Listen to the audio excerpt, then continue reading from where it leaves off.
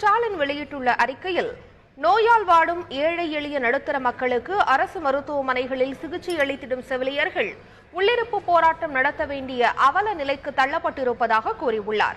8 ஆண்டுகளுக்கு மேல் அரசு மருத்துவமனைகள் மற்றும் சுகாதார நிலையங்களில் பணியாற்றி வரும் ஒப்பந்த செவிலியர்கள் பணி நிரந்தரம் செய்யாமல் இருப்பது வேதனை அளிப்பதாக திமுக செயல் தலைவர் மு.க. ஸ்டாலின் தெரிவித்துள்ளார். செவிலியர்களின் போராட்டத்தை ஓரிரு தினங்களில் முடிவுக்கு கொண்டு வரவில்லை என்றால் இந்த பிரச்சினையை உரிய முறையில் திமுக எதிர்கொள்ளும் என அக்கட்சியின் எம்பி RS பாரதி எச்சரிக்கை விடுத்துள்ளார். 2 நாட்களில் இந்த போராட்டத்தை அரசு முடிவு கொண்டு வராவிட்டால் திராவிட முன்னேற்ற கழகம் இதை உரிய வகையிலே அவங்களுடைய நியாயமான கோரிக்கைகள் டைம் ஸ்கேல் பே கேட்குறாங்க.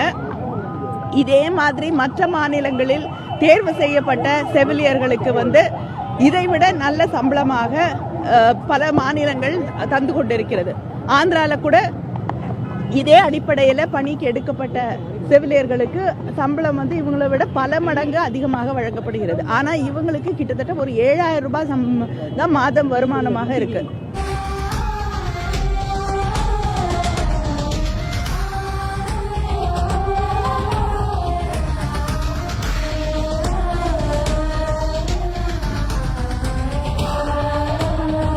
இதே அரசாங்கமானது நாங்க கொரோனால பணி செய்யும் போது பூ தூவி வரவேற்றாங்க. அப்ப செவிலியர்களை அவ்வளவு தூரம் போட்டிருந்தவங்க இப்ப எங்களை நடத்தின விதம்,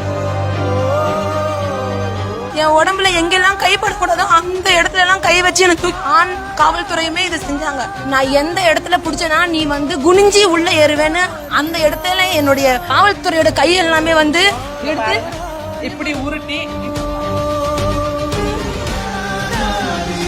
பாதி பேர் மென்சஸ் ப்ராப்ளம் இருந்துச்சு. எல்லாரையும் அடிச்சடியில எல்லாருக்குமே ப்ளீடிங் எங்களை ஒரு கொத்தடிமை மாதிரி ஒரு புழு பூச்சி மாதிரி நாய கூட இந்த அளவுக்கு நிச்சயமா விரட்டி இருக்க மாட்டாங்க. யாரு ட்ரெஸ் பிடிச்சி இழுக்கிறதோ மார்பகத்தை பிடிச்சி இழுக்கிறதோ இந்த ஆண் காவலாளர்களும் சரி யாரு இந்த தைரியத்தை கொடுத்தது? தேர்தல் வாக்குறுதி 356 படி என்ன சொன்னாங்கன்னா, நாங்க ஆட்சிக்கு வரும்பொழுது தொகுப்பூதியத்தில் இருக்க அனைத்து செவிலியர்களும் பணி நிரந்தரம் செய்யப்படுவாங்கன்னு சொன்னாங்க. ஆனா 2.5 வருஷம் கடந்தும் இன்னுமே எங்களுக்கான பணி நிரந்தரத்துக்கான எந்த ஒரு ஏற்பாடுகளும் செய்யப்படவில்லை. இது குறித்து பல முறை அமைச்சர்கிட்டையும் அதிகாரிகள்கிட்டையும் நான் நிறைய பேச்சுவார்த்தைகள் நடந்தும் அது எதுவுமே கண்டுக்காத நிலையில இன்னைக்கு இந்த இடத்துக்கு நாங்க தள்ளப்பட்டிருக்கோம்.